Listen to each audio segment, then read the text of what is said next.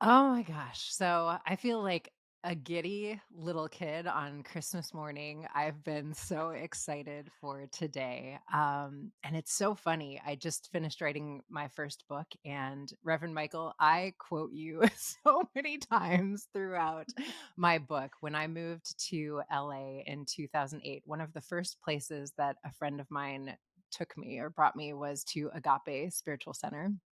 Wow. And the things that you were saying were just so revolutionary, blew my mind open in a way that now have just become such an integral part of my understanding of life and what we're doing here in the skin. And it feels like such a full circle moment to have you on the podcast and be able to tell you thank you so much Oh my for God. who you are. I'm emotional just saying it. You've impacted my life in ways that I can't even speak to, but I'm just so grateful for you.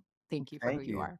Thank you. That is the music to my ears. Mm, Meeting you, both of you, and meeting people just telling me that their lives have been changed. That's the music. mm. That's the thing for me. And Yeah. it's beautiful. Thank you so much. What's the name of your book? It's called Sovereign Love, A Guide to Healing Relationships by Reclaiming the Masculine and Feminine Within, which, interestingly enough, I feel like you are someone who has been speaking a lot lately about the rise of the feminine Mhm. principle collectively. And I mean, we'll get into it, but I feel like so much of this book came to me in just downloads that I would get. And a lot of like my understanding about what that is and where that comes from has come from things I've learned from you. So, I mean, we'll Oh, get there, but for our audience, that is beautiful. Thank you for sharing that with me. yeah, I'd love if you'd tell our audience a little bit about Agape for anyone who's never been to LA and how Agape started. It's like what, 38 years now that. Yeah, we're in our 38th year. Hmm, On November the 30th of this year will be our 38th anniversary. Wow. beautiful. So that's when I started in 1986. Hard to believe. And on November 3rd, that was our first service. Mm. Mm, I'd been teaching for a couple of years before that. Uh, and then I was a spiritual therapist for 7 years, Mm. mm, seeing clients every day, 6, 7 people every single day for 5, 6 days a week, doing seminars, teaching classes. And then I gave up my resistance mm, to starting a spiritual community. I Mhm. was told inwardly to do it, but I kept resisting it. And finally, I was told by the ancestral realm mm. that I was doing my work halfway, Mm. and that they said in substance, we don't really have any more need for you to be on the planet if you don't do your next step. Wow. Anyway, I don't talk about that much, but that was a very real message I got. Mm, Yeah. And so I began a vision group about 6, 8 months before I started Agape, pulled 12 people together to vision mm, Mm. the community and for us to be the vibrational match for unconditional love. And then on November 30th, we had our first service. And so Agape uh, is a place where we wanted to be the vibrational example mm, of the next stage of human evolution, Mhm. where all people, where it was extremely inclusive of every single being on the planet, all races, cultures, ethnicities, sexual orientations, etc. So instead of just having an academic understanding of that, we Mhm. actually wanted to be a community that represented that vibrationally. And so I met with the original crew so that we were vibing at that level. Mhm. And then when I felt comfortable, then I said, okay, we're going to pick our first day. mm, We began our first service and we grew from there. We Mm. started in Santa Monica, moved to Culver City, and now we're at the Saban Theater here in Beverly Hills. And we're now making ourselves available to actually finding another spot. Yeah. Mm. beautiful. Yeah. I mean, that's It, just a short story. I mean, I mean, it was I'm a sure there's very, a lot. there's a lot. I mean, when you go through mm, visioning with people, there's a whole lot of transformation that takes place. yeah. I Mm. mean, the people that started that process with me when we began Agape, they were all different people. They were all Mm, transformed. And the energy that we carried and the love we had for each other and for humanity is very palpable. Mhm. mm, And it carries through the community with the other ministries that have now grown from that original vision group. Mm. yeah. Yeah. I think about one of the things that I first heard you say in a sermon that I remember at the time being like I've never heard anyone speak about these things. And there's so many things that you were saying, I feel like years ago that now have Mm, become so much more normalized in the cultural vernacular. And at the time, they were sort of like outlier conversations that Right. no one was having. But one of the things I remember you saying was there's going to come a time when we will laugh at the idea that we sort of divided ourselves amongst like different religions and thought that like these were ways to identify. And we're going to just laugh at that. And I was like, that's fascinating. But I feel like we're living through a time where we're starting to see some of that happening. And I wonder, you know, some of the I don't know, what's the word I'm looking for? The challenges, I guess, that we're facing collectively right now. I wonder if that is a part of it from your perspective, like us coming into the space of putting down some of these ways that we've identified in terms of religion or, gender Absolutely. or race, all those Yeah. things. Absolutely. Back in those days, Agape was sometimes called a no-fly zone. mm, Many people were cautioned against coming to see me Mm, and mm, to hear me because of the things that I was saying, mm, transcending a religiosity, mhm. yes. coming into a deeper spirituality. I was teaching a lot around the fact, and still do, that your religion is supposed to bring you to a spiritual awareness Yep, that Mm, transcends the religion itself. yep, that's right. And so I was demonized by a lot of that teaching back then.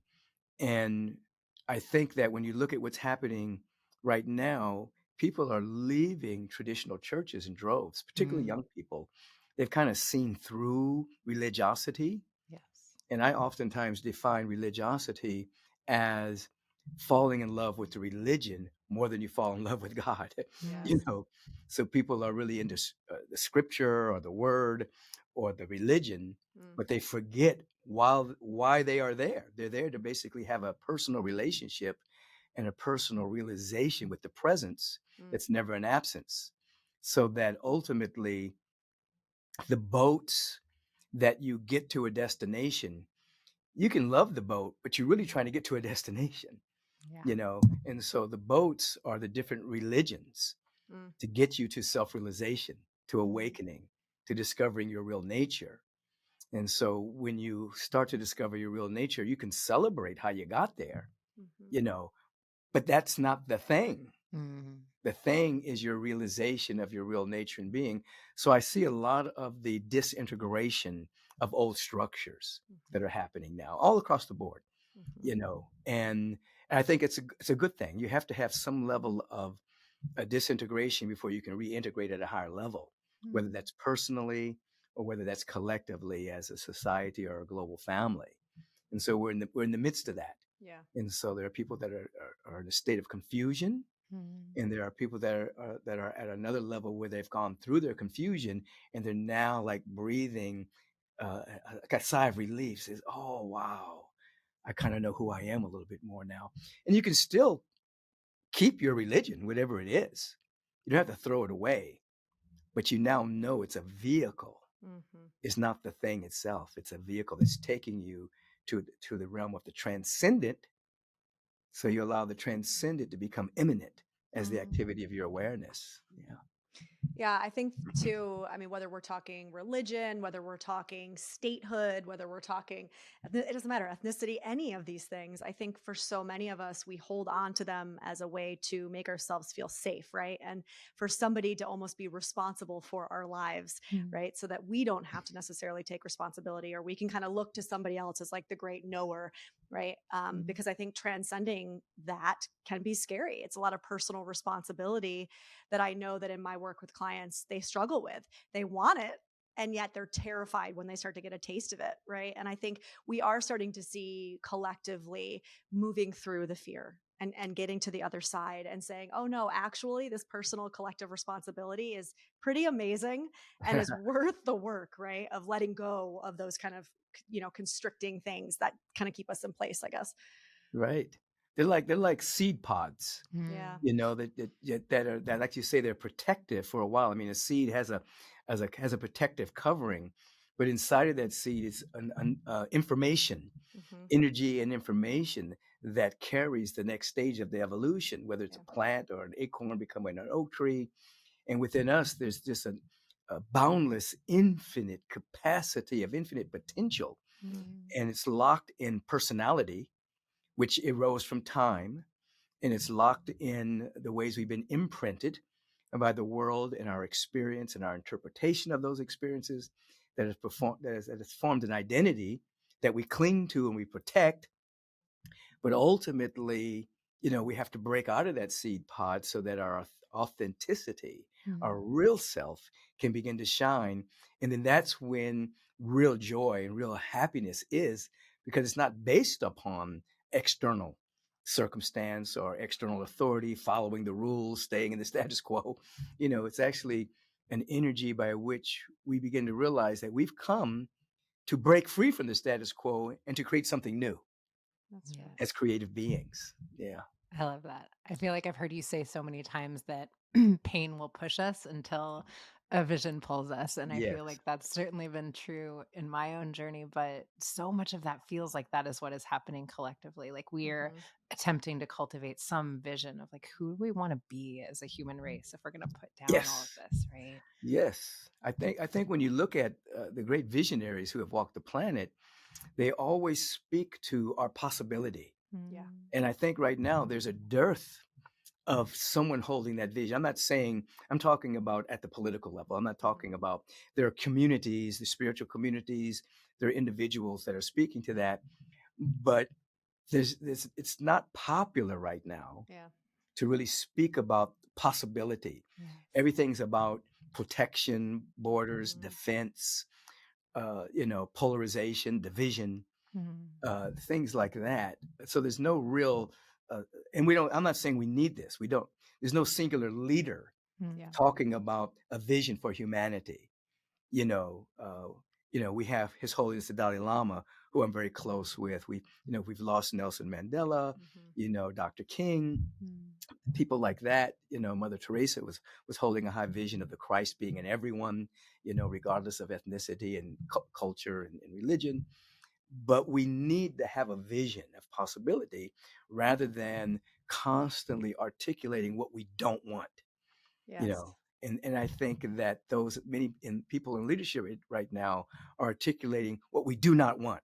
We don't Yes. want this in our society. We don't want this in our world. We don't want this to happen. Mhm. But we know the universal law basically matches your energy. That's Mhm. right. And so it's going to match what you want or it's going to match what you don't want. However, most people have a lot of emotion around Mm. what they don't want. Mhm. So they keep creating it Yes. in biology or in form. Yeah. Yeah.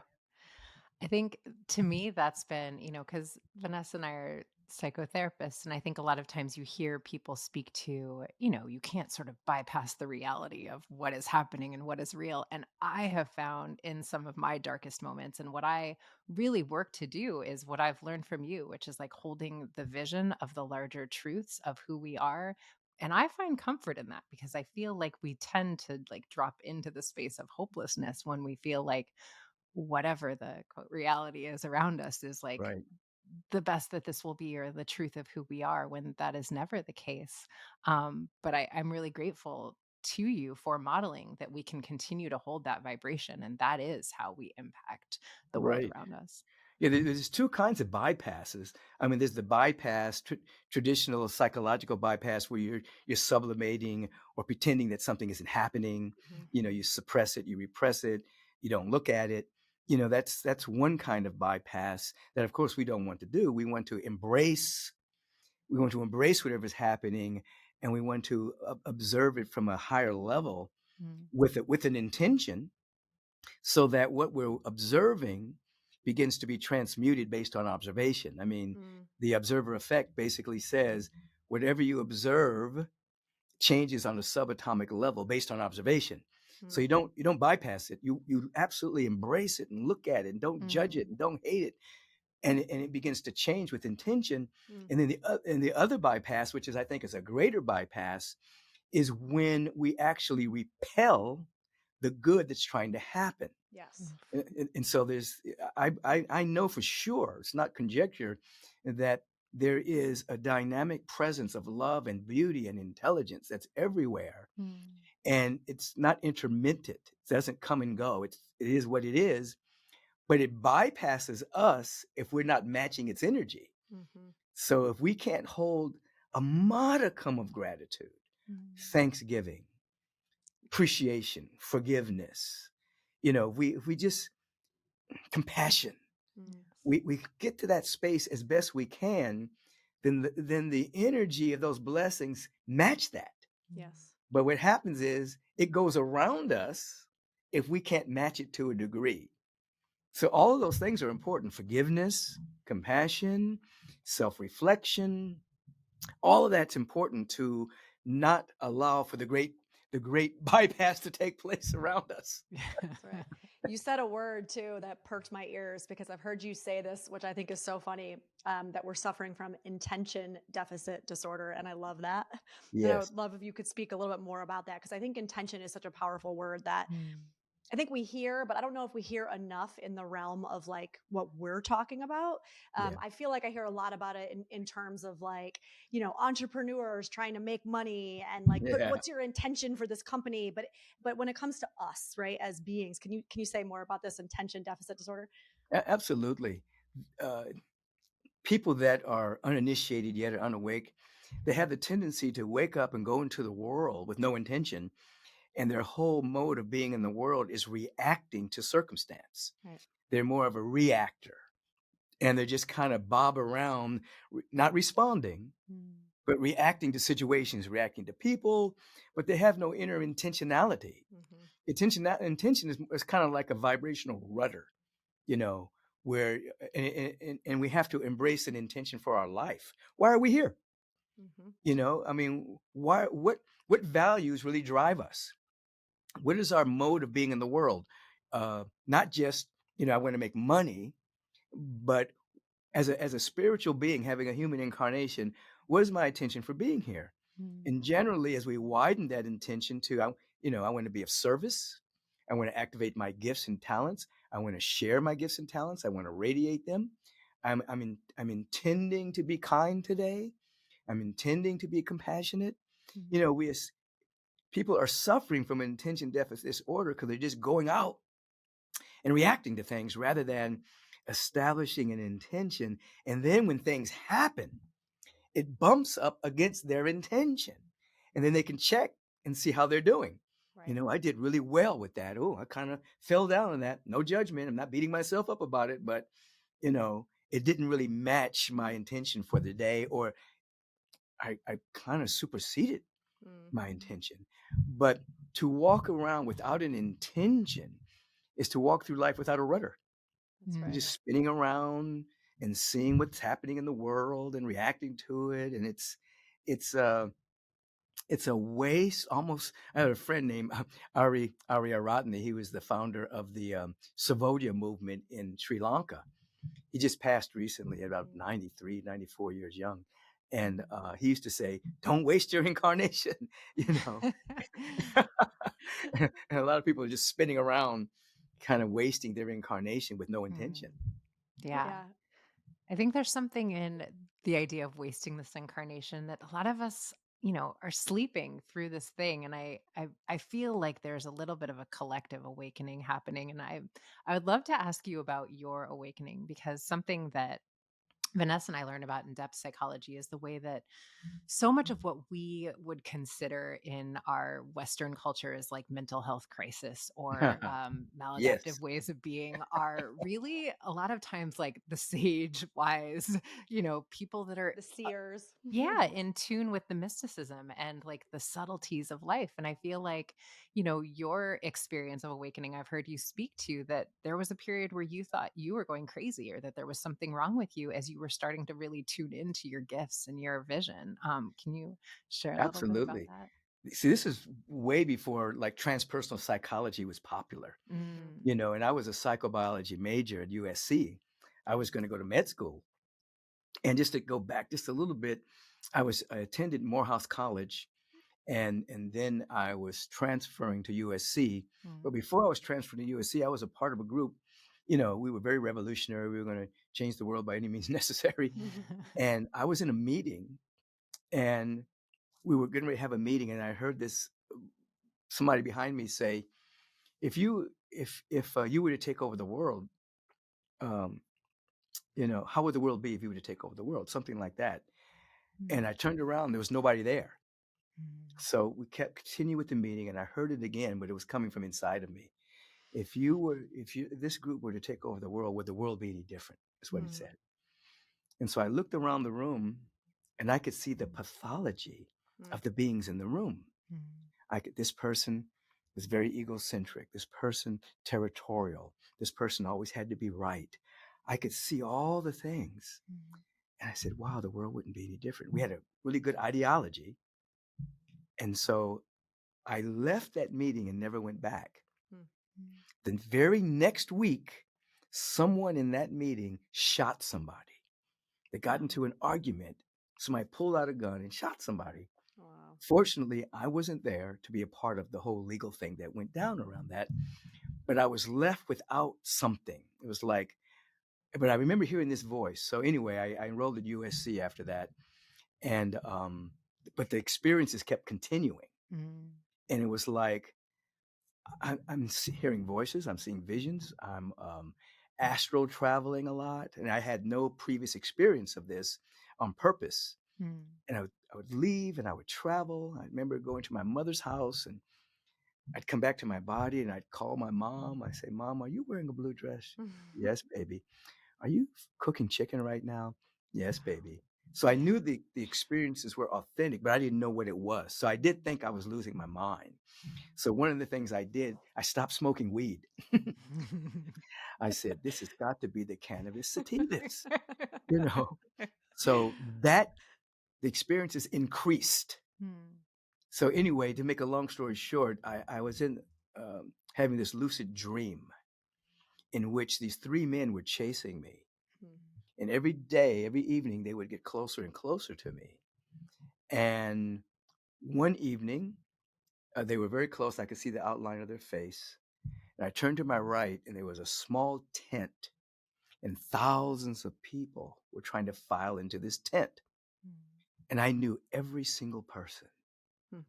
And I said to myself, these guys can't hurt me. I have all of my friends here with me. Mm. And then one by one, everyone turned their back on me. Two of the men held me down, and one plunged a knife in my heart. The pain was excruciating, physically Mm. and emotionally, and I died. When I woke up, I could see differently. The love that penetrated my being was just beyond anything I had ever experienced.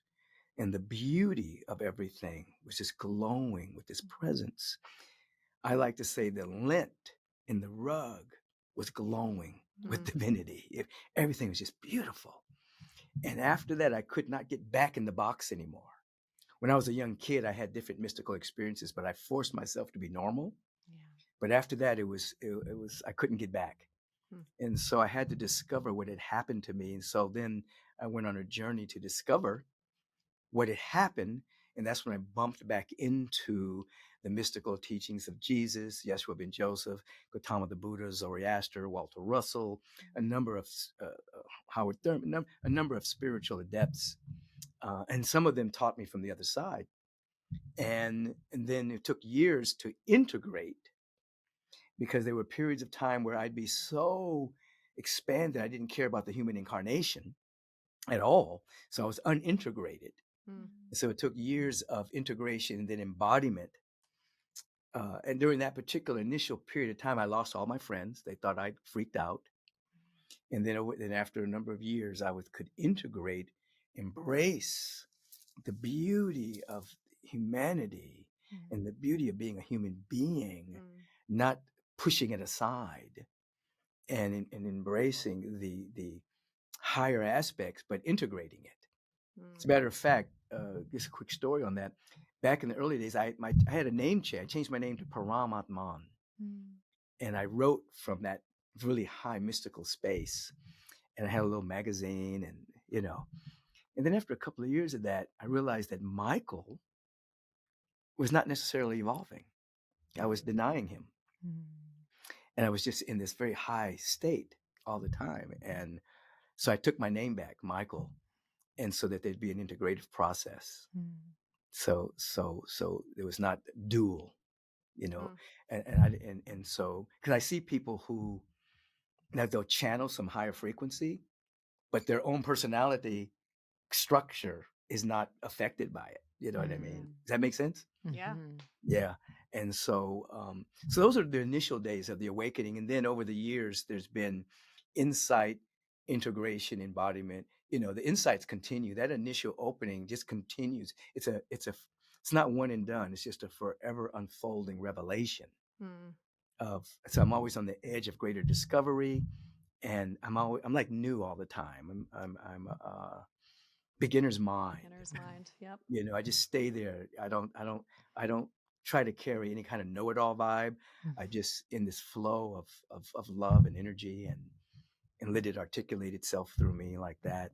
And I'm shocked and surprised by different stuff. Last January, see, I'm not good with time, but not this January, just past January before, I was sitting in my office about to go on a podcast like this Mm-hmm. or teach a class or something.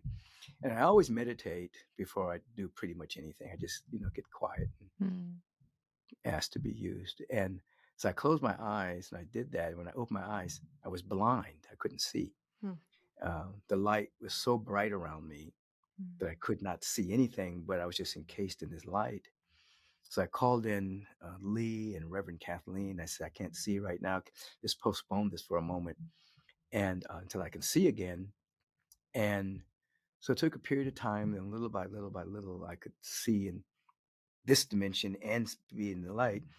And I looked at Kathleen, Reverend Kathleen, and I could see this fountain of light coming up from her being. I could see it through Lee, and I realized that that's their being, light. We're light. Mm-hmm.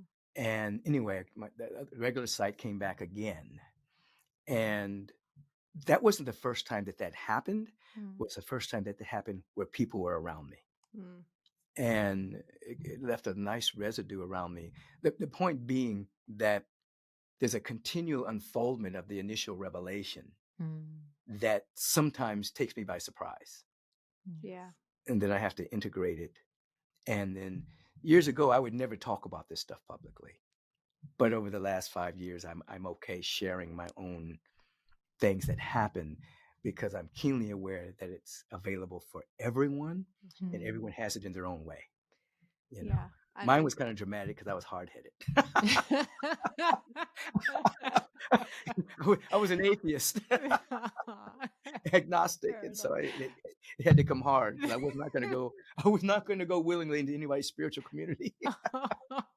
I think that's important for people to hear, though, because I think we do have a lot of hard-headed people, myself included, out there. It reminds me a little bit of Jung when he did the Red Book, right? And Oh the kind yeah, of descent into his own what he thought was madness, right. and much of the visions and being chased is a common kind of vision that Yeah, happens. I think a lot when you're in that state of descent into something that's about to kind of come out and through you, right?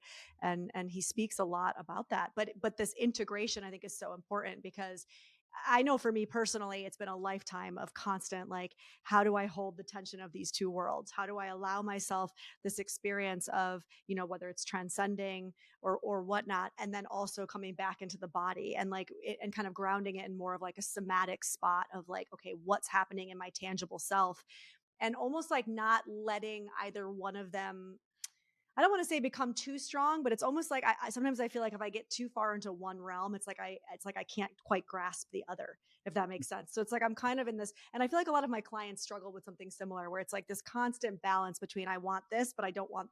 Does that make sense? Like this kind of back and forth.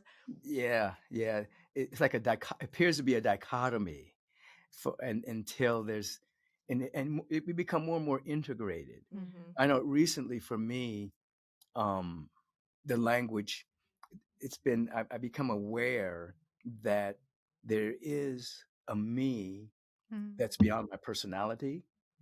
It's like my real me, Mm-hmm. and I'm giving it permission to, that's surrender. That's what surrender is. I think surrender is not waving a white flag. Surrender is yielding to the next stage of your evolution. Mm-hmm. So I surrender to myself, Mm. which is the presence of the presence, you know, And so I think what that does, it doesn't, oftentimes in the Western world, because of our religious background, we still put the presence way out there. That's right. It's, even though we might have the metaphysical language, Mm-hmm. it's still out there. I'm praying to God. And I think that for me, what has happened is I'm aware I'm not all that God is, but God is all that I am. Mm. you know, Yeah. and the sense of demarcation starts to dissolve, and Mm. so there's more of a I love Michael, and Mm. sometimes sometimes I have to speak about him in the second or third person. I love him, and I'm aware that there's a part of me that will exist even when Michael's not around, even when this incarnation is gone. Yes. I'll still be here, Yeah. and so I'm increasingly aware of that, and I hope that's making sense, you know. It is. And But so there's a balance, but there's a I love this. Mm. I love the human incarnation, and I don't want to deny it. I don't want to put it away. I don't want to bypass it. I want it all. Mm. When I'm sad, I'm sad. When sadness is passing through, sadness is passing through. I just love the whole deal. Yeah. And that's a part of what we came into these bodies to experience. Like that is the point. Mm-hmm. And I Yeah. think that, I used to struggle in my younger years so much with religion and like just what didn't feel aligned for me a lot of times, like growing up in the church and like things I would hear people say and I'd be like, oh, that doesn't feel true. And I remember the first moment that like my conceptualization of God was like something that made sense to me was you speaking about the ocean. And if Oh, God's source is the ocean, then it's like if you took like little cups of the ocean and picked them up, those cups are still the ocean. They're still source. But they believe that they're separate from that, and that is us. And I remember being like, "Oh," and it was almost as if someone was telling me a truth that like some part of me knew, but I was remembering. yes. And I love that. Yes. And then I love that metaphor. Also, what I like to teach is, okay, we have this source called the ocean, Mm, and then there's content in the ocean. There's mm, human pollution, there's seaweed, there's plankton, there's boats, but the ocean is still the ocean. The ocean is not the content. Mm. oof. So we're consciousness, and we have content. We have opinions, points of view, perceptions, positionalities, interpretation of experiences. That's all our content. Mm, And we begin to see that we're not the content. That's the beginning of awakening. You don't deny the content, mm, but when you see that that's not your identity, that's waking up. And so that comes through meditation, observation, not denial. Mm-hmm. And then you start to say, oh, without denying, wow, that's content passing through. It's temporary. mm. Who am I really? Oh, I'm the ocean of consciousness. You see, now we can say that in words, Mm-hmm. but we have to have some insight into that. And insight comes through spiritual practice. You're saying that, and I'm thinking, Danae, to kind of jump off of what you were saying. You made me think about when was my first experience where the idea of God or source really became, I don't know, the word that's coming up is tangible, and kind of to go back to what you're saying. For me, it was singing Ah, in community. So it was attending my first kirtan and having a transcendent experience, right, where the actual tangible in my body feeling, a feeling as if I was part of the ocean. yeah, Right? Like there was no, I didn't know where I ended and other people began, right?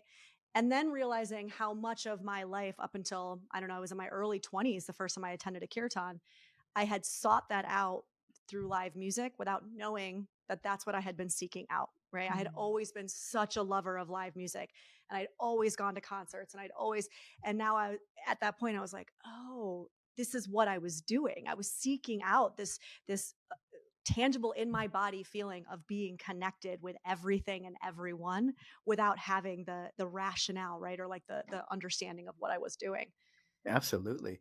And when you go back and you look at a lot of the indigenous cultures, and you Mm-hmm. see the dance, the drumming, the music, Mm. Yep. the whirling dervish, the Sufi, Mm-hmm. all of that movement is to basically come into that sense of oneness. with all of life and all the people and the community. Yeah, so you were unconsciously seeking that awareness of your oneness with all of that. Mhm. Mm. Yeah, very powerful. I love it. I love it. They used to call us um, in the early days. Is it call us the Sufi end of metaphysical communities? You know, I love that. because we would have we have the music, the dance, That's the right. affirmations, the message. You know, You feel that at Agape. yeah. So, have you? I want to ask you some questions about a little bit in terms of where you believe that we're headed, Reverend Michael. So, I have had this sense, and I guess a little bit. What I'm wondering is like your thoughts on destiny. And I often talk Mm, Mhm. about, like, the experiences that we go through are sort of the path that are leading us in the direction of our destiny, but it's almost like we're in a hallway where there's several options, there's several doors we could go into, and that it's not like one way that this could unfold for us. And I'm sort of curious about what you think that looks like collectively. You hear people talk about like a mm, shifting from like a 3D consciousness to like more of a 5D consciousness. I certainly tend to think of it in the context of like the feminine energetic within all of us is rising, and that we're living through a collective renaissance where we're coming back to the awareness that we are souls having a temporary human experience. But what do you imagine that where are we you've headed? covered a lot in that question. I'm like, what's happening, Reverend Michael? Could you tell me where we're headed? Just tell me where the hell we're going. I may not get this another opportunity to ask you you. you covered a lot in that question. Okay, so this The first of all, 5D, the collective, the feminine rising. That is a lot, I realize. collective destiny, You infinite don't get to sit opportunities. down with Reverend Michael every day, folks. Oh my God.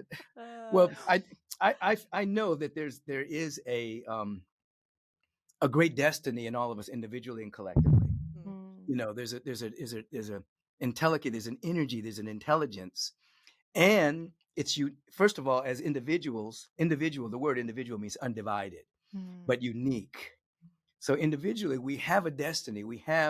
There's an energetic pattern about us that is seeking to reach full potential. I probably shouldn't use the word full potential because it's infinite, but mm, continued to activate the potential. We have that. mm, The issue is we have to actually participate and choose that.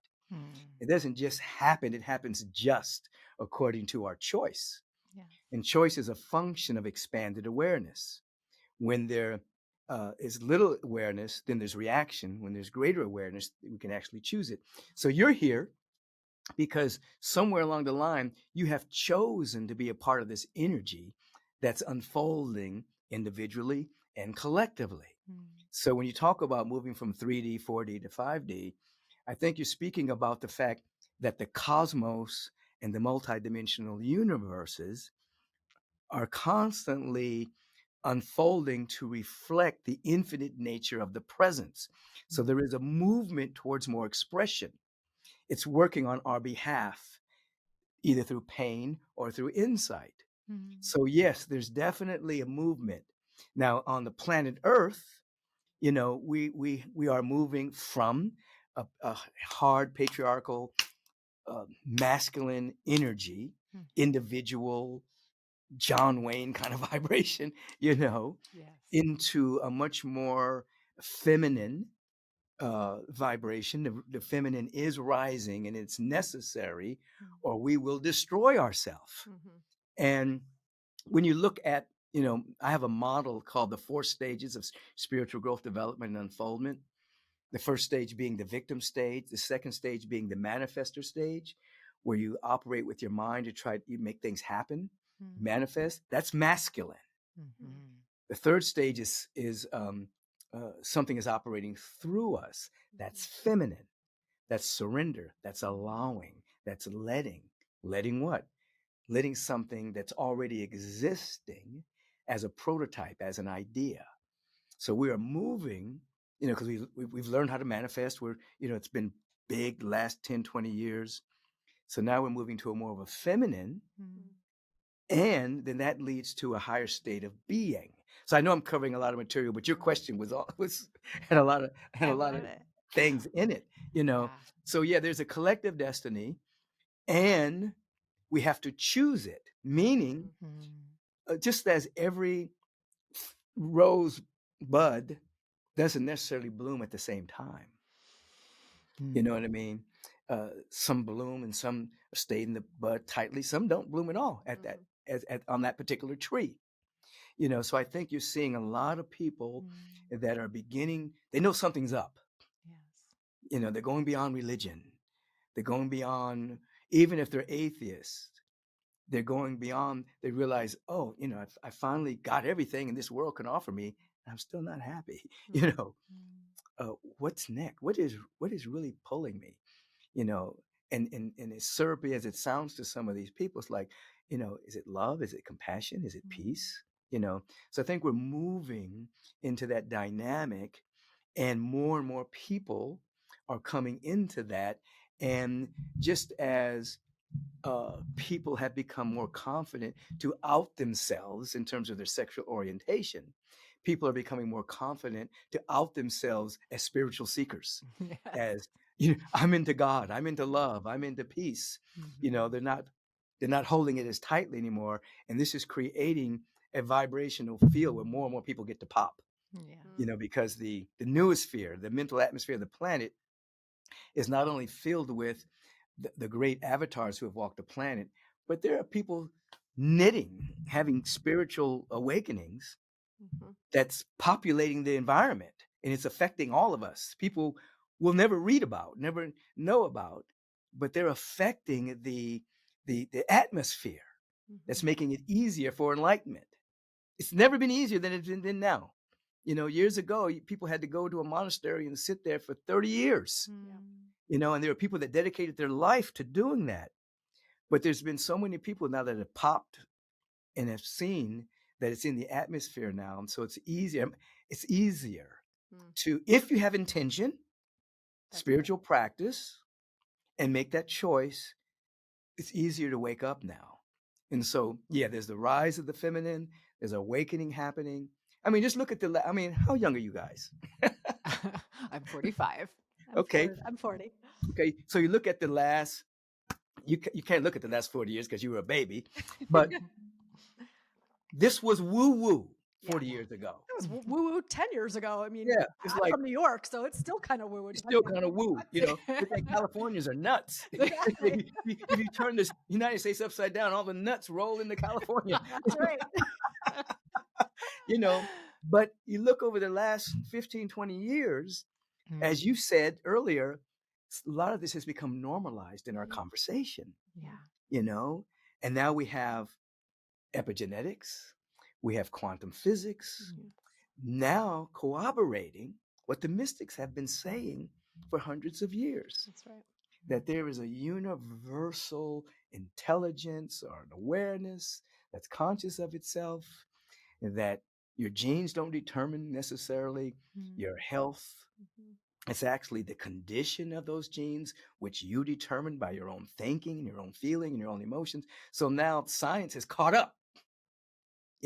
So I think that we're in a really good period of time in history, even though you have the status quo Mm. that still has control of mass media to a certain degree, still giving us the lowest common denominator of the human experience, Mhm. bombarding us with that every day. You are the reporters of the new paradigm, That's right. Yeah. that which hasn't been seen yet. The ones we see on televisions are the reporters of an old paradigm that's dying. Mhm. And if you look closely, they're not even researching what they're saying. They're just reading something that somebody's giving, that a producer is giving them. Mhm. So they're more like actors. You go back 30, 40 years ago, the reporters actually did research. Mhm. They actually went out. Dan Rather actually went out and see if this is really true before he said it on Mm. television. Mhm. That's Mhm. not true now, that as much. Yep. Where do you get your information now? Podcasts. You probably people are doing their own research. They're having their own inner discoveries. Yeah. Anyway, I know I'm kind of going all over the place here, but we are in a revolution of values. We're in a big spiritual revolution. And if you look back 40, 50 years ago, 30, 20, 10, there's something breaking through now. Your average kid knows about the law of attraction. Yeah. Little kids, talking about, well, I'm going to visualize, I'm going to see this happening, and I know my thing. Yeah. That was 40 years ago. That was crazy. Well, this is like the shadow and the light of technology too, right? I mean, everything has a shadow side, obviously, and there's a lot of shadow to where we're going technologically and all the advances. But the light, I think, is exactly has helped what we're saying here, which is this access to technology, this access to Yeah. social media and to the corners of the globe have really allowed us to not have to go to a monastery for 30 years, right? And Right. have it be kept by the secret keepers. Right. But it's democratized a lot of Yes. this, right? Yeah. And you look at the different prophecies Mhm. have all pointed to this time where this information would be democratized. That's right. It would spread. It would be common knowledge for those who are interested. That's the key. Mm. Once one is interested, then destiny unfolds. When one is interested, then you have coincidences, you have serendipity, spontaneous goodness. If you're uninterested, the energy can't flow that way for you. Mhm. And you become interested through pain or through insight. Yeah. Yeah. For those who have eyes to see, what a time to be alive. What a great time to be alive, man. Yeah. Absolutely. I'm very enthused about it. Oh, I I have feel like, tremendous optimism, Yeah. you know. And once you see too, there's no such thing as death. We don't. We love the human incarnation, and we don't take it lightly. The suffering that happens on the planet. Mm. There's a lot of suffering right now across the board, and a lot of it is amplified because of the popularity of certain diseases and things of that particular nature. Uh, I call it symptom choice. People choose symptoms based on them being fashionable, Mhm. but we don't take that lightly.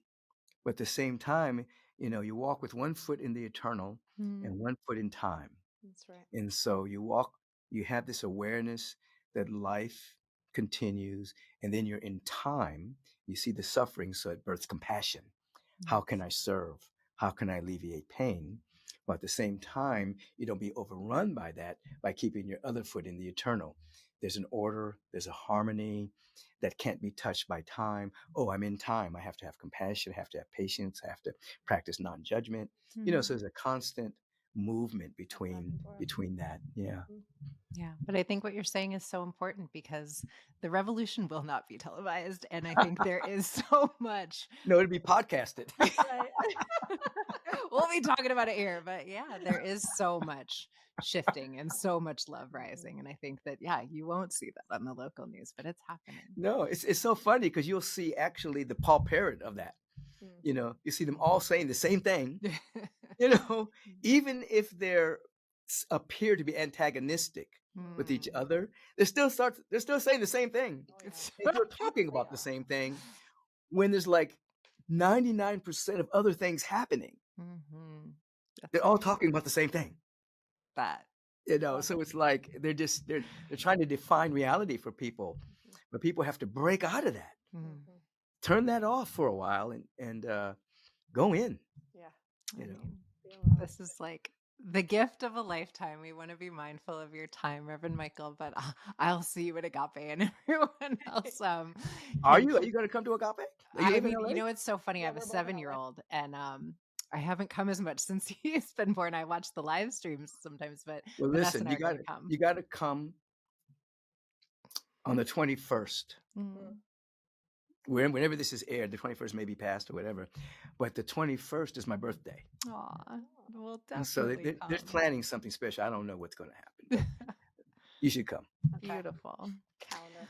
Well, we have a lightning round of questions that we ask all Okay. of our guests. The first question is, who have been your greatest teachers, mentors, people that have impacted your path up to this point? Walter Russell, one of the greatest mystics to emerge out of America. He helped me realize that I wasn't insane. He was past when I started studying him. But when I had going into these different cosmic experiences, I had no reference. I had no physical teachers to it. So I thought I was mentally insane. And so he helped me Dr. Howard Thurman, Mm. who I met when I was attending Morehouse College, and then subsequently studied his work, and his vibration was very, very powerful. Um, Dr. Martin Luther King Jr., who I met when I was a young boy, Mm. and subsequently his oldest daughter joined Agape, Mm. and Rosa Parks came, and then Coretta Scott King came to see what her daughter had gotten into. Because her dad and her grandfather and her great-grandfather were all Baptist ministers. Yep. Mm. So she flew out and came to a service because Yolanda was very involved in Agape, and changed her life. And then Coretta wrote me this wonderful letter that said, "What you're doing at Agape is what my husband lived and ultimately gave his life for. Thank you for doing the work you're doing."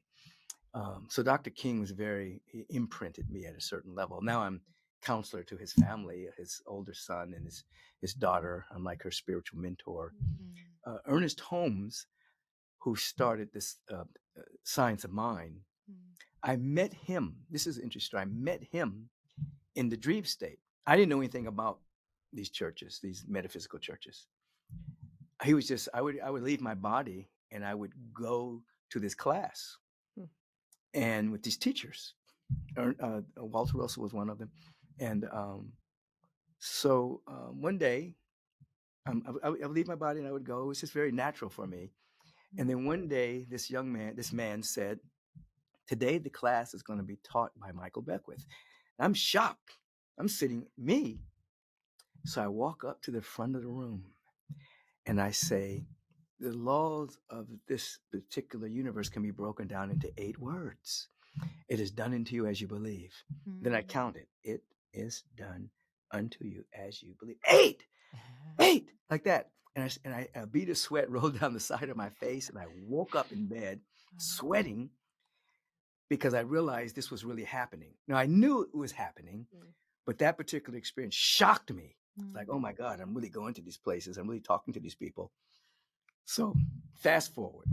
I hope I'm not talking too much, but fast forward. I finally go to a metaphysical community. My mother, after I'd had my initial awakening and my whole life had changed, and she said, "You should go to this church.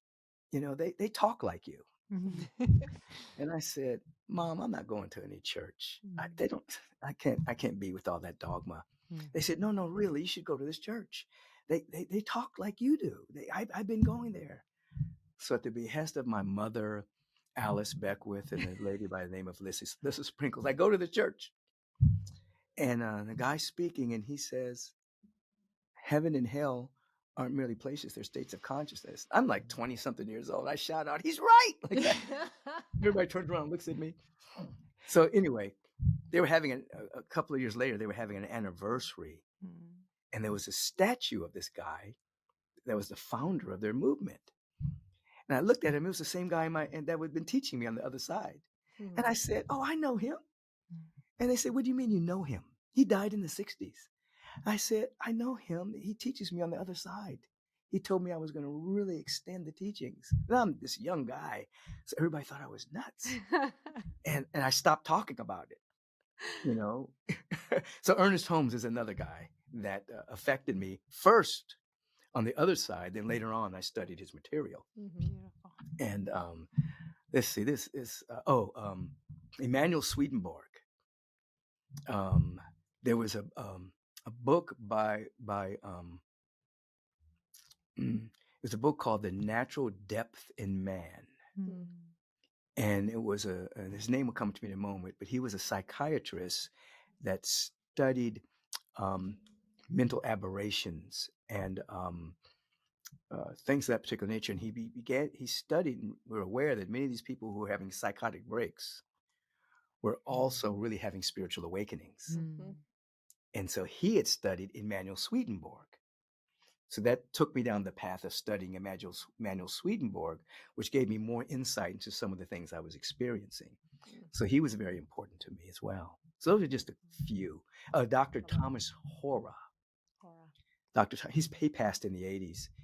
he was a psychiatrist, very, um, he was honored by all the psychological institutions. And I actually studied with him. And back in the day, we didn't have all this technology. You had those microphones in the middle of the table. He was in New York. We're here in Los Angeles. And we had we had these dialogues in metaphysics. Mhm. And he started an organization called Meta Psychiatry, where he was teaching psychiatrists how to pray properly and how to meditate. So he had a great influence on me because he helped language some of the inner experiences I was having. So those are some of the individuals that affected me. I love it. Beautiful.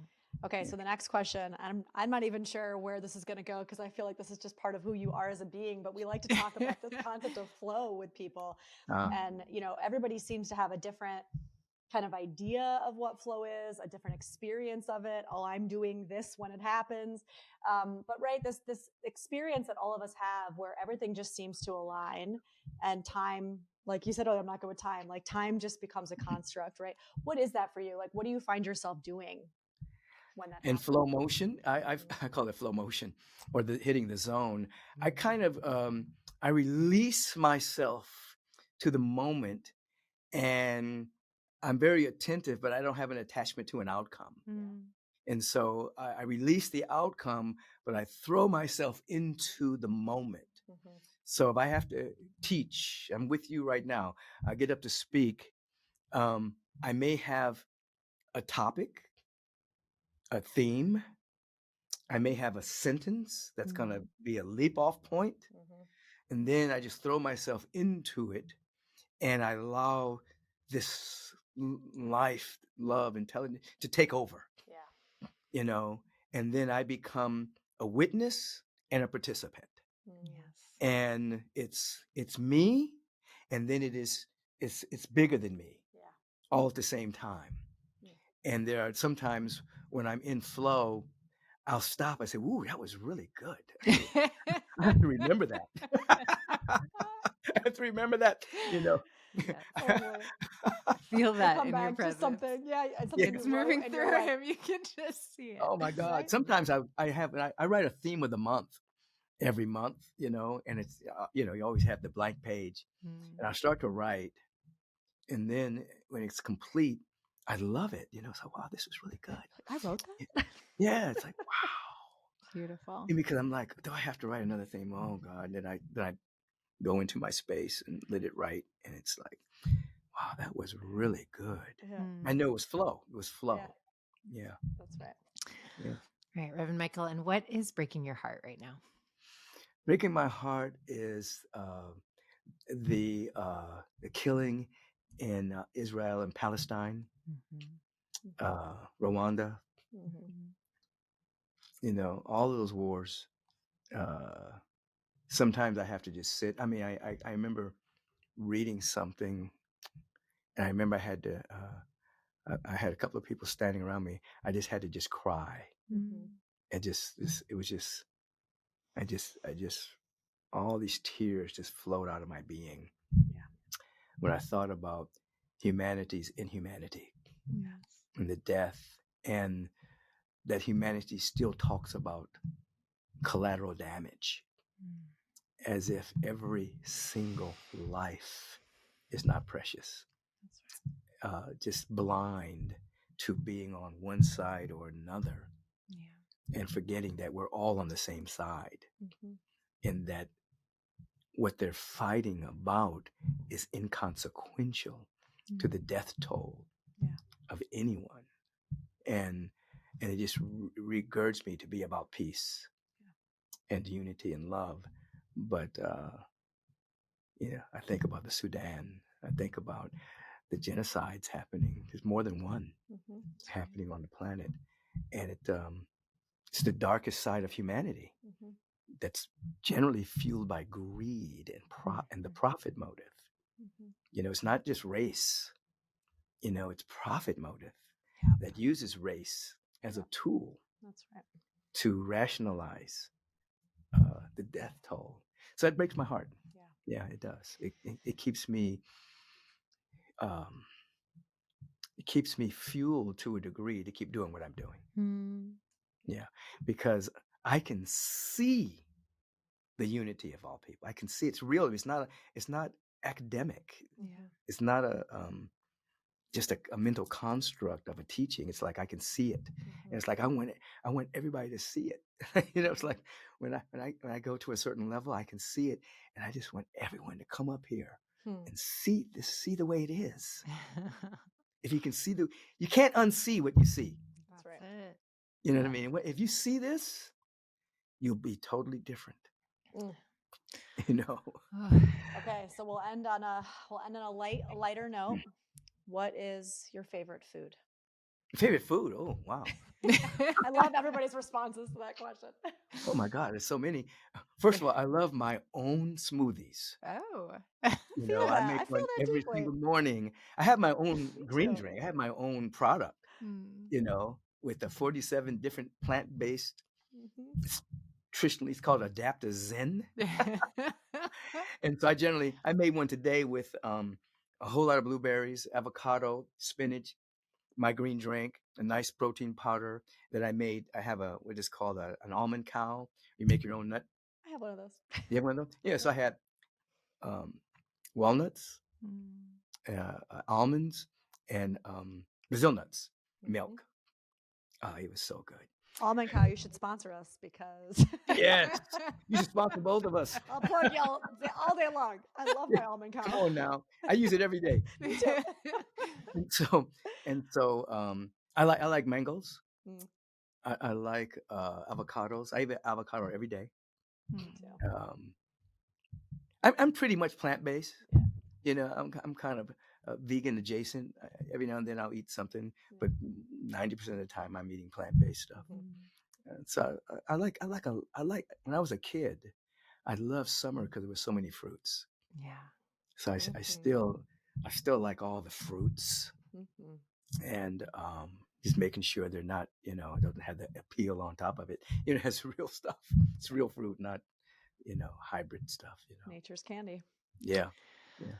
Well, Reverend Michael, I feel like there aren't words to express how grateful I'm going to speak for Vanessa and saying I know that we both are for you taking time to do this with us. But truly, this feels like one of those moments where the divine is showing me, like, whatever you want is already done. I have dreamt of getting to thank you. And I'm just so grateful for the way that I have been held and supported by your work. Thank you for the way you've shown up in this lifetime. You are Mm, such an incredible gift to all of mm, us. And I appreciate you and love you more than I can possibly say. mm. Thank you so much for that. I appreciate you both of your energy. It's so beautiful, and I'm having just a great time being with you. And thank you for allowing me to be with you. And when you do come to Agape, please don't leave until you come give me a hug. We Okay. will. We're going to We come will. say hi on your birthday. Yeah. Please come give me a hug. We'll Just make it happen. text me. Let me know. We reserve you a seat, whatever you Okay. need. Thank you so much, Reverend Michael. Thank you. God